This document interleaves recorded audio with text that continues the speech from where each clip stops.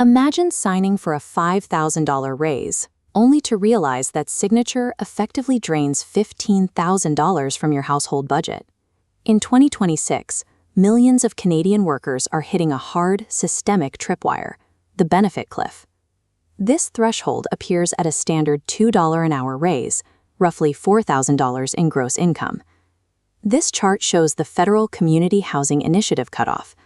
Crossing this step triggers a total loss of rental assistance and provincial childcare vouchers.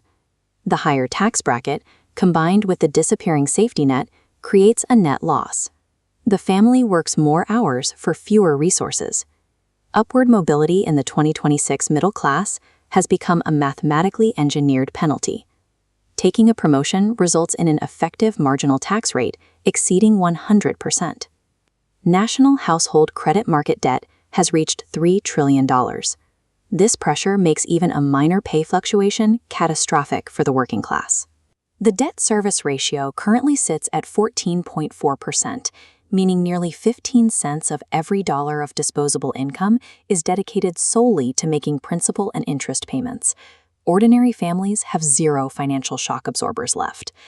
Curious, national housing averages often hide a severe regional fracture that dictates who survives the cliff. This is a view of the Ontario waterfront, where dense clusters of condominiums illustrate an oversupplied and stagnant urban market. While prices in the prairies are surging, these urban centers are facing a buyer's market with record unsold stock. Elevated holding costs and shrinking rental yields are forcing developers to abandon new projects.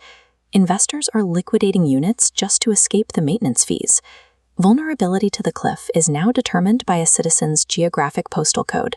Financial stability has become a regional lottery. This is the Bank of Canada building, where economists modeled Scenario 2, the forecast currently driving the elimination of middle-class subsidies. This diagram shows national potential output. Under Scenario 2, trade conflicts restrict Canada's economic capacity to a stagnant 1.1% growth rate. This ceiling ensures per capita wealth actively shrinks, adjusting for population. There is less wealth to distribute every single year. Simultaneously, the federal government faces a $102.4 billion interest burden on its own debt. 10 cents of every tax dollar are consumed by interest payments, forcing the state to slash the subsidies the middle class relies on. The benefit cliff is a systemic purge, a mathematical necessity designed to balance the books of an economy that has stopped generating new wealth. A new phenomenon called career stalling is taking root across the labor force.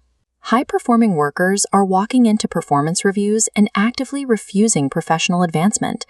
These workers are prioritizing baseline family stability.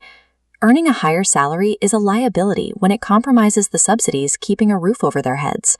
Surviving in 2026 requires calculating a personal break-even point, the exact dollar amount where a raise finally provides more value than the benefits it destroys. This blueprint shows the strategy of income shielding. Utilizing pre-tax accounts like RRSPs keeps reported income safely below red zones of subsidy loss. Negotiating non-monetary compensation, like remote work or flexible hours, provides lifestyle value a higher taxable salary cannot match. The most effective financial weapon in a punishing economy is knowing the exact mathematical moment to stop growing. In 2026, the greatest reward for success is often the stability of staying exactly where you are.